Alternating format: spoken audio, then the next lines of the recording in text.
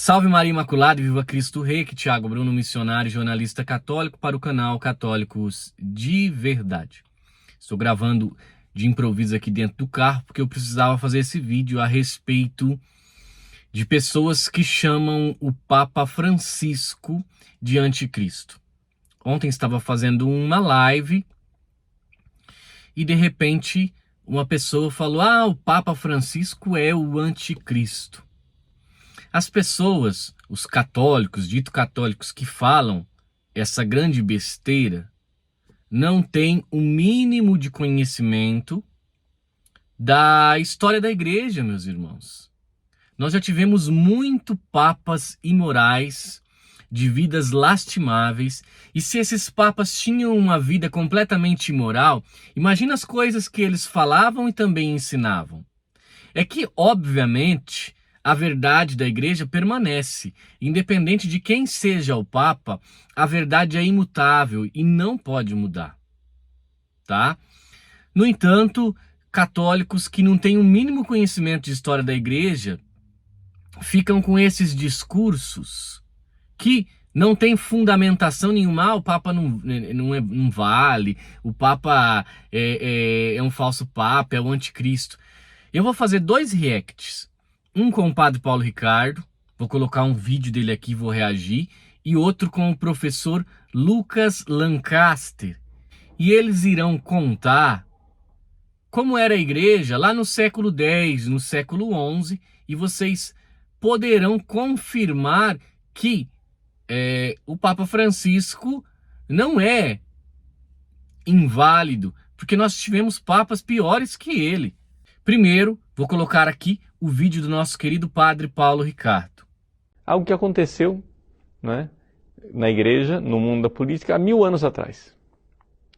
1000 anos atrás, no século XI, né, houve um grande papa.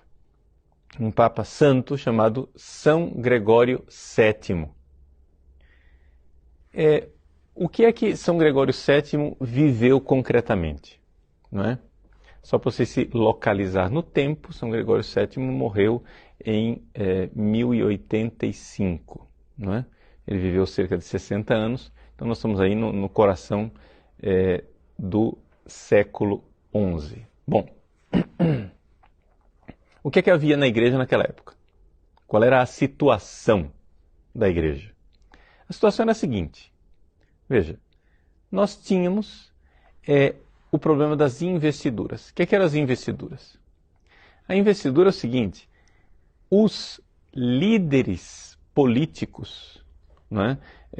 Senhores feudais, reis, príncipes, eles achavam que tinham o direito de escolher os bispos, os cargos eclesiásticos, ou seja, os cargos importantes da igreja. E o que isso tinha como consequência? Isso teve como consequência uma decadência moral da igreja que foi uma verdadeira tragédia. Ou seja, havia uma ingerência direta, não é, do poder político dentro da igreja, de tal forma que as coisas estavam de tal maneira que os poderosos politicamente escolhiam os bispos, os abades, os papas. O papa, para vocês terem ideia, era escolhido, por exemplo, muitas vezes pelo imperador. E isto corrompeu a igreja tremendamente. Por quê? Porque esses homens escolhiam marionetes que não estavam preocupados com o bem espiritual da igreja, que não estavam preocupados com a conversão das pessoas. Então é evidente que houve ali uma série de problemas muito sérios. Por exemplo, pessoas que compravam cargos, né? Fulano queria ser bispo, ele comprava o episcopado. Pessoas que não viviam o celibato, não é? Bispos que tinham mulheres, não é? São Pedro Damião, né, atesta, numa época ali perto da época de São Gregório VII, São Pedro Damião escreveu um livro chamado Liber Gomorrheanum, falando com toda clareza né, da situação terrível de homossexualismo no clero. Então eram pessoas, eram bispos e padres com mulher, bispos e padres vivendo o homossexualismo, quer dizer, era uma tragédia. A igreja estava realmente numa situação trágica. E não pense que foi uma coisa pacífica. Não pense que foi uma coisa que não houve estresse, né? Não, muito pelo contrário. Mesmo durante o período em que o monge Hildebrando, futuro Gregório VII, agia tentando influenciar na eleição de papas que fossem independentes de senhores, né, feudais, vamos lembrar que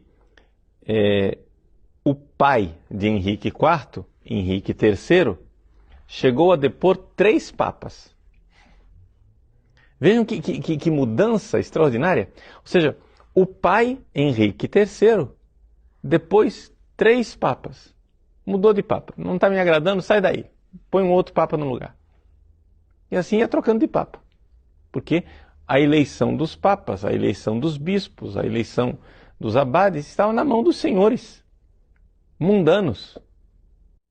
Os papas do século X foram terríveis. Os papas do século X foram assim uma coisa asquerosa. Para vocês terem ideia, no século X teve o caso de um papa que foi eleito, mandou desenterrar o predecessor, colocou o cadáver vestido de papa no trono, julgou o morto, mandou, né, o corpo ser cortado em pedaços e jogado no rio Tibre.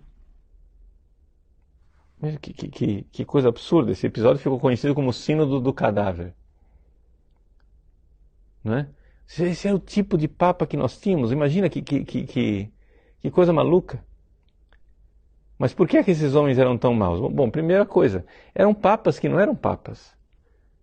Eram pessoas que eram colocadas pelas famílias poderosas, pelos imperadores, por jogos políticos de interesse. Ou seja, papas que não estavam lá porque estavam interessados em evangelizar e ser igreja. Não, estavam interessados simplesmente em usar a igreja para os seus interesses pessoais. Portanto, a igreja estava toda ela minada dessa situação. Quando eu digo sujeitos indignos, o negócio aqui, estou falando um negócio muito sério. João XII, o Papa Playboy, que, embriagado numa orgia no Palácio de Latrão, no final do seu banquete, ordenou todos os comensais, homens, mulheres, inclusive os cavalos. Evidente que a ordenação é inválida, mas ele ordenou todo mundo. Segundo a lenda, não se sabe se é verdade, se não é verdade, ele morreu jogado pela janela porque o marido voltou para casa e encontrou ele na cama com a mulher. E assim foi a morte gloriosa do Papa João XII, jogado pela janela, porque o marido encontrou o Papa em adultério com a mulher dele. Esse é o tipo de Papa que nós estamos falando. Bom, depois do padre Paulo Ricardo contando um pouquinho sobre a história da igreja, de como foi século X, século XI, agora eu vou trazer um relato também do meu querido amigo professor Lucas Lancaster, a respeito dos papas nessa época também, especificamente de um. Escutem só. Vejam o que escreveram a respeito deste senhor. São Pedro Damião, que escreveu no seu livro de Gomorra. São Pedro Damião, que era contemporâneo dele. Bento IX chafurdava na imoralidade. Ele era um demônio que veio do inferno, disfarçado de sacerdote. Apóstolo do anticristo, raio disparado por Satanás, vara de Assur, filho de Belial, fedor do mundo, vergonha da humanidade. Isso é o que um santo diz dele. O Papa Vítor II escreveu: ele era devoto da volúpia e vivia mais como um epicurista do que como pontífice. era dissoluto e adúltero, tão violento quanto assassino. Cardeal Rengerrotter escreveu: o Papa Vítor III disse que com a sua vida era tão vil, tão abominável e execrável, que pensar nela me faz arrepiar-me.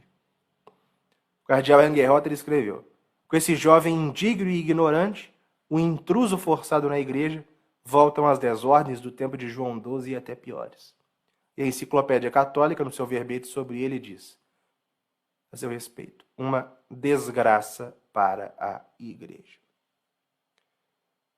Então, era um homem violento e, ao mesmo tempo, um homem, para dizer o mínimo, dissoluto. Como eu disse, em 1036, os romanos, cansados com esse papa tão vicioso, decidiram matá-lo. Bento IX fugiu, foi até o imperador Conrado pedir a proteção do imperador. O imperador o ajudou, o reentronizou em Roma com um exército. Mas alguns anos depois, em 1044, uma nova revolta em Roma aconteceu contra Bento IX. Ele teve que fugir novamente e foi eleito um papa para substituí-lo, que foi o Papa Silvestre III. Mas Silvestre III se manteve por apenas 3 meses, porque Bento IX conseguiu reaver a sé de Roma. Isso correspondeu ao seu segundo pontificado, né? Durante o ano de 1045. Mas, em 1045, ele decidiu abdicar. Ele foi deposto, voltou e decidiu abdicar para se casar. Só que ele não queria ir embora de Roma de mãos vazias. Mas como estavam todos tão cansados da existência deste homem sentado no trono de São Pedro, o seu padrinho, que era o arciprieste da Basílica de São João de Latrão, um homem extremamente virtuoso e piedoso chamado João Graciano, para livrar a igreja deste homem, decidiu pagar para ele ir embora e ficar papa no lugar dele. Foi o Papa Gregório VI, foi um bom papa. Quando Gregório VI morreu, Bento IX, que estava arrependido de ter deixado o papado, voltou. Foram uma série de manobras, uma série de acontecimentos que não vale a pena reproduzir aqui, mas ele conseguiu ocupar o papado uma terceira vez em 1047, mas foi expulso em 1048 e teve um final de vida desconhecido. Bom, agora vocês já têm ideia de como já na história da igreja nós já tivemos papas muito ruins, imorais, que ensinavam coisas imorais também. Então, pelo amor de Deus, meus irmãos, nós temos que parar com esse negócio, o Papa é o anticristo. Não, o Papa Francisco não tem nada de anticristo. Aí, podemos entrar até na questão, o Papa é bom ou ruim, né? Comparar o Papa Francisco com outros papas que nós tivemos aí recentemente e considerar ele pior ou muito pior do que os outros. Aí, esse argumento pode até ser aceitável, mas falar que o Papa é anticristo, meus irmãos, a promessa de Jesus Cristo para nós é que a igreja nunca ficaria sem um sucessor legítimo de Pedro, e também a promessa de Jesus Cristo para nós é que as portas do inferno nunca prevalecerão sobre a igreja. Se o anticristo fosse um papa, as portas do inferno já tinham detonado a igreja. Então, espero que com esse vídeo crie uma consciência nos católicos de que esse negócio, o Papa é o anticristo, esse negócio é conversa protestante, não cai nessa não. Então vamos analisar as coisas, estudar a história da igreja, entender a igreja e parar de falar coisas que você não tem nem ideia. Não estudou a história, não conhece os papas que já passaram pela igreja e fica soltando aos 4 ventos aí coisas, falas que não tem nenhum embasamento, tá bom? Rezemos pela igreja, rezemos pela conversão dos padres, bispos e de todos os que estão na igreja, que muitas vezes possam estar fora do caminho da verdade. Rezemos, sim, precisamos rezar muito, mas também não podemos ficar caluniando, falando coisas que não existem. Tá bom, meus queridos irmãos? Salve Maria Imaculada e que viva Cristo Rei!